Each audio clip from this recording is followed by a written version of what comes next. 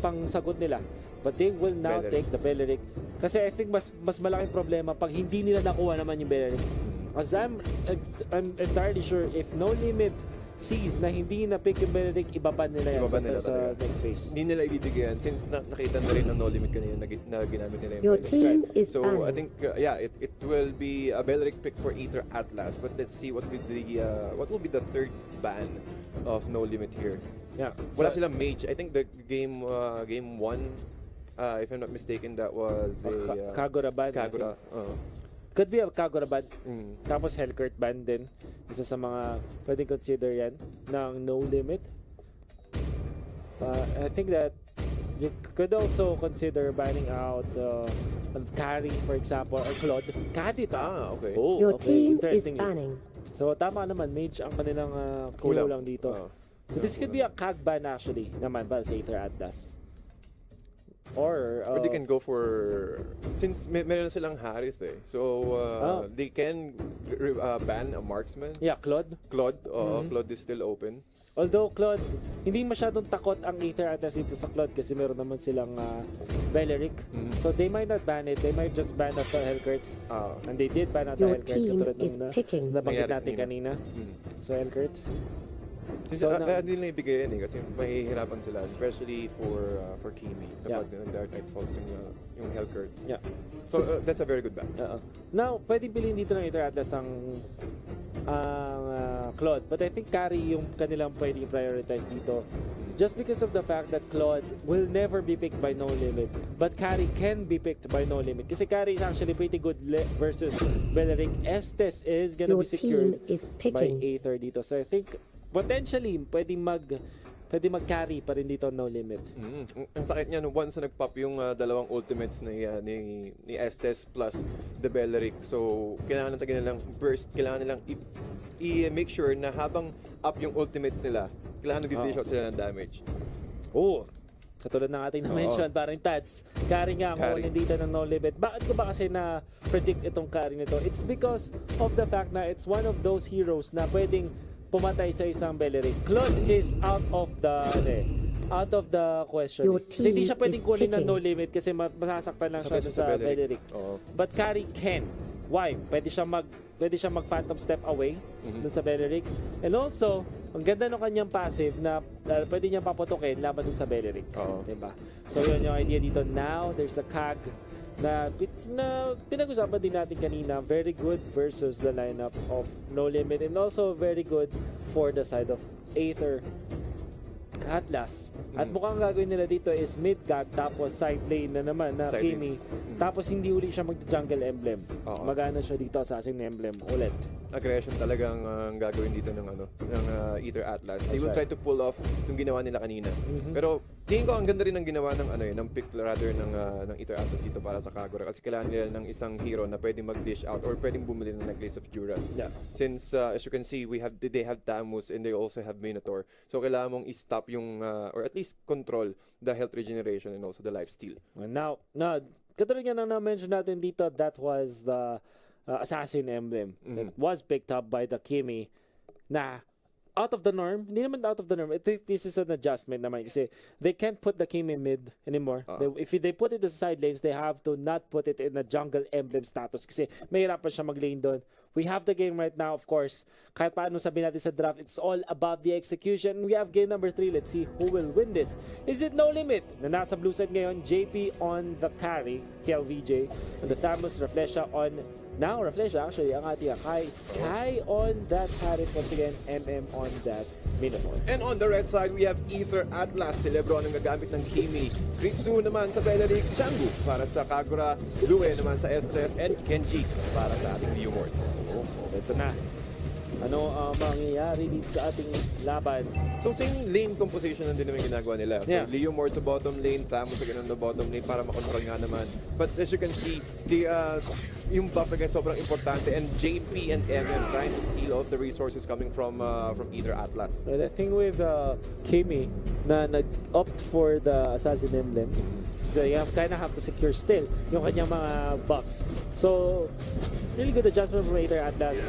getting yung ano tinatawag yung si Papa Buff is di ba may si Mama Buff tsaka si Baby Buff, di ba? Yung nandun sa may bandang yung dalawa sila mag-isama. Yung tatay nila nandun sa kabila. Nasa kabila. Siya yung solo. Siya yung solo. So yung nanay kasama yung yung maliit Correct. So si Mama Buff yung napatay nga nila. So kasi kailangan dito yung level 4. Tingin ko pag once na nagkaroon na ng level 4 dito, No Limit, they can start with this rotation. And again, well, just like what happened earlier, this itong combination ng Harit pati ng Minotaur with their ultimates, isang malaking advantage on the side of No Limit. Yeah. And now, the Kenji Leomord was left out to the bottom to fend off against the Thamos. This is actually nice for both teams. Mas maganda na Thamos and Leomord napapag-solo nila. But I think No Limit, having access to the carry is much better in terms of the long game. If you will notice, hindi na siya katulad nung kaninang No Limit no Game 1 na medyo fast-paced sila.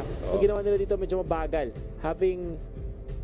Having no rotations muna, but right now they will try to go for the third. And syempre, this is an objective that they can easily secure if they go up as 4. Pero ito na nga ang Aether Atlas. Mukhang nakita nila ang No Limit na pumapasok. They're trying to take down, looking for a good opportunity to take down or rather steal the third. And we know it's Fury sa pulang apat mga kaibigan. First blood. Napatay nga nila si Estes. Pero sa backline naman, nakahuli naman ng isa. 3-4-0 exchange. No Limit flexing their muscles. Lebron mukhang sobrang bilis nga naman niya with a sprint. Able to run away from JP and the rest of No Limit. Doesn't matter kung sino mag-control ng Minotaur dito. No Limit still winning with, of course, this combination Harit plus the Minotaur. Sobrang ganda ng kanilang crowd control. And the turtle was actually taken by No Limit with the Minotaur getting the last hit. Di naman niya siguro sinasadya pero sakto lang din kasi yung timing nung third pop no kanyang Minowan's Fury. Pati saktong-sakto, apat yata yung nakuha niya dun sa loob. Plus Correct. meron pa sila, grabe yung crowd control dito ng No Limit talaga. They have Raplesha again with their Hurricane Dance. So yun yung pangdagdag na aspect nila from their last composition from Game 1. Yeah. Wow. Amazing initiations coming from No Limit, scoring the first 3-0. Sama mo pa din yung ating turtle dito. Gonna have to really question Aether Atlas. Binigyan nila nung comfort picks yung No Limit. They did get their own comfort picks out of the sustained game. Kasi No Limit masyadong successful with this Harit plus Minotaur combination. Chango almost jumped upon. Saved by the bell. Kitang-kita tayo doon, guys. Sorry na, medyo napapatayo kami pag medyo intense na yung action. Kung maganda talaga yung action, napapatayo tayo. So, siyempre, we have to sabihin natin yung hype up nung laro. But on the last frame na nakita natin kanina, ang ganda ng positioning ng No Limit doon, naikutan nila yung Aether Atlas. So let's see kung siguro meron silang idea na nandun na yung Minotaur. So the only thing that they need to do is they need to think on how to escape from that kind of situation. Well, now it's about Aether Atlas, kung paano sila makakapag-recover dun sa early start na binigay nila sa No Limit.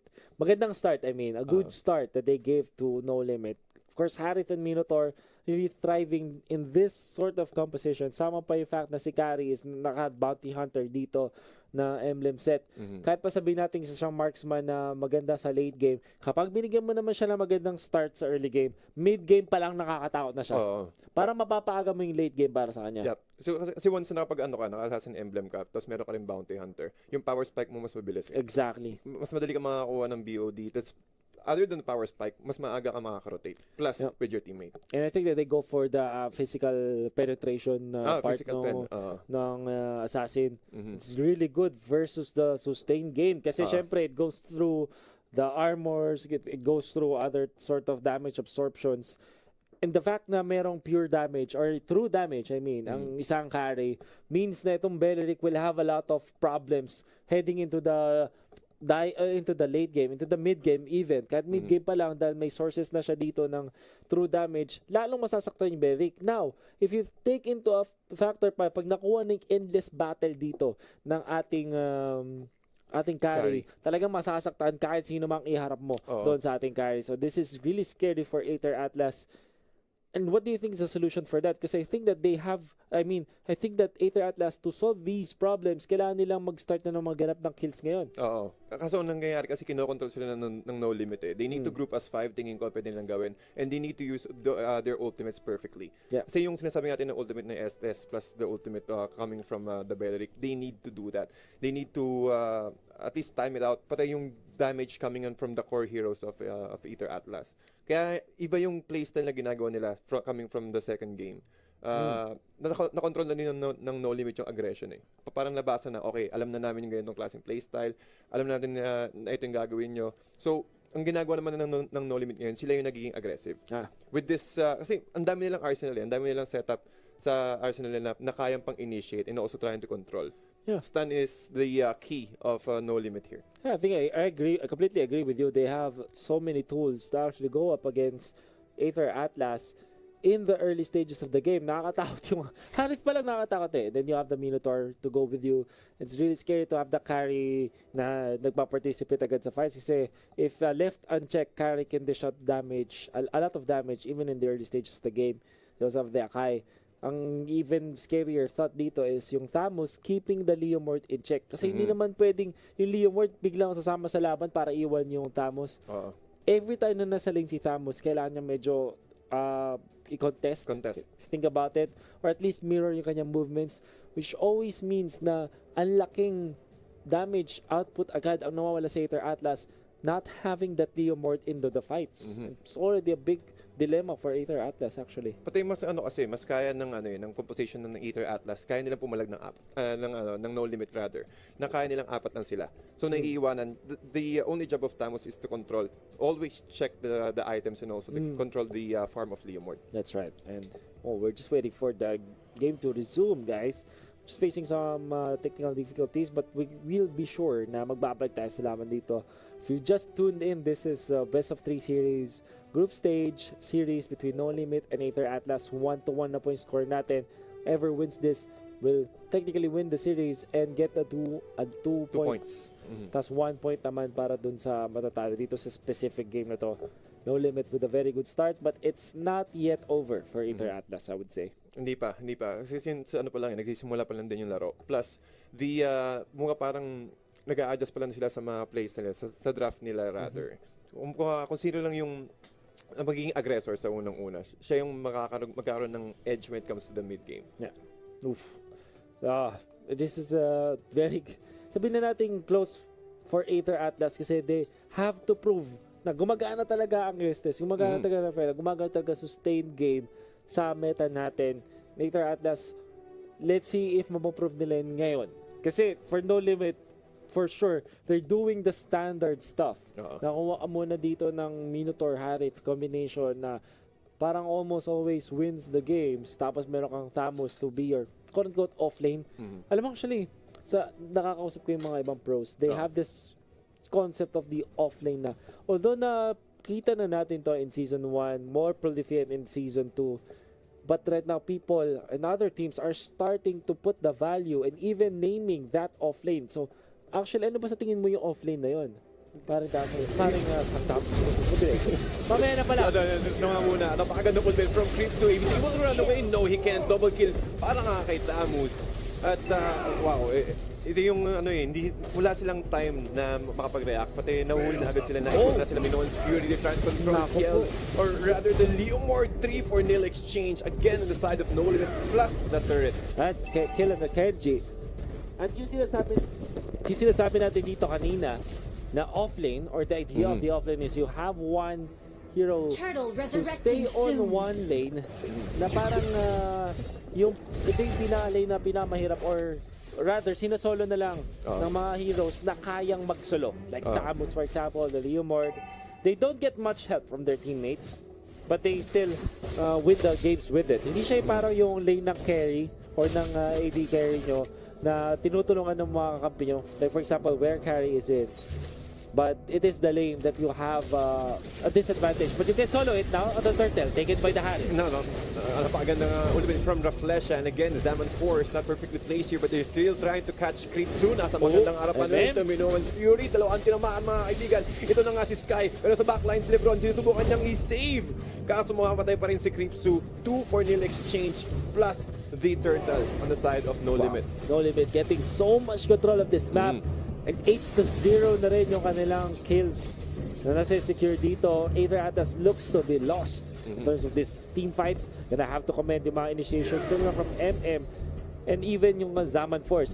Kanina pa natin sinasabi na follow-up talaga yung ginagawa ng isang Minotaur, which is the perfect initiation.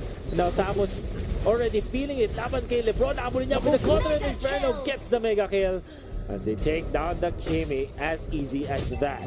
Pati kailangan na rin kasi nila ng pagbigay ng farm. Since nasira na agad yung turret sa bottom lane, it will be difficult for Leomord to farm that area already. So, si Leomord inangat nila. Tapos nilipat naman nila si Kimi sa baba, which is yun yung gustong-gusto ni Thanos yung mahabang lakaran. Yung mahabang lakaran kasi talagang makakahabol siya. Habulan portion ang gusto dito. Siya lang yung tanging gustong naghahabol. Lagi naghahabol. Pati yung 2 cents ko naman sa offlane, yung mga nilagay dyan yung kayang i-control yung core hero, yung safe ng Aether Atlas, and also does have an easy creep wave para ma-push agad yung bottom lane. May, wave clear. Wave clear, yes. Meron siyang wave clear. Sinasabi natin, Zaman Force actually was actually dodged by Chango kasi meron pang stun yun. Pero syempre, dahil meron siya ng flee, meron siyang sort of immunity. Tama dun sa Zaman Force that could have killed him actually. Nice timing from Chango to get away and be safe laban dun sa Hari. Pero ito na ang turtle, mga kaibigan, spawn na after 5 seconds. Tingnan natin kung kung i-contest ba ng Aether Atlas itong turtle coming from No Limit since sila yung nauna sa pwestuhan. No, can they actually? They're pero not, medyo malayo din in kasi si position. Kimi. Ang layo ng mga members dito ng Aether Atlas, and this is an easy turtle na retry. Zaman Force break na dito sa isa. But it doesn't matter, Estes goes down. That's the main support for Aether Atlas. Down for the count. Pati si Chango pala meron na siyang necklace of Durance, so ang laki agad ng kinakancel niya when it comes to regeneration and also lifesteal. Kaso ano nang nangyayari naman yun, yung Tamos natin is nasa bottom lane. You're just focusing on the objective. Objective is the name of the game. Yeah. Now, lilimayin na dito ng No Limit. Yung bantang gitna, and that's another third down. 5 taken by No Limit. Beleric with the ultimate. That's weird, but hindi naman siguro din napansin nyo na No Limit. I think they did. Kasi ang laking information na ibibigay nun. Sige, kasi pwede sila mag-play aggressive kung sakaling nakita nila nag-ultimate na si Creepsu. Pero tingin ko hindi nila nakita Kasi they're still separated, hindi pa rin sila nag-group up. This means that hindi masyado makakalaban ng Aether Atlas in the coming minutes, especially not having that sort of ultimate, the team fight tool, which is ultimate coming up from the Beleric. So wala na outer turrets ngayon ng Aether Atlas. Habang yung Aether Atlas nakakaisa pa lang sila, but again, this aggression, this rotation coming from No Limit, talagang pinipressure nila. Take all the resources, kukunin nila lahat ng mga jungle minions sila.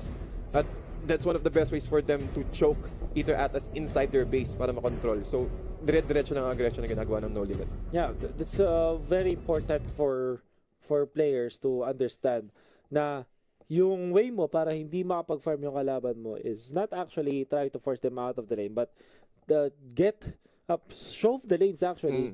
Tapos pupunta ka sa jungle mo. Kasi what happens there is, kung ano lang yung mga paparating na minions dun sa base nila, yun lang yung nakukuha nila. At bukod pa dun, kapag magkakasama sila, sobrang laki ng paghahati nila ng mga ng gold. Kasi when there are more heroes present in that area, sobrang naghahati sila ng gold. Which means na talagang lumiliit yung nakukuha nilang gold out of it. Tas di pa sila nakakuha ng jungle minions, which also additionally lalong hindi sila nakakuha ng additional na farm overall.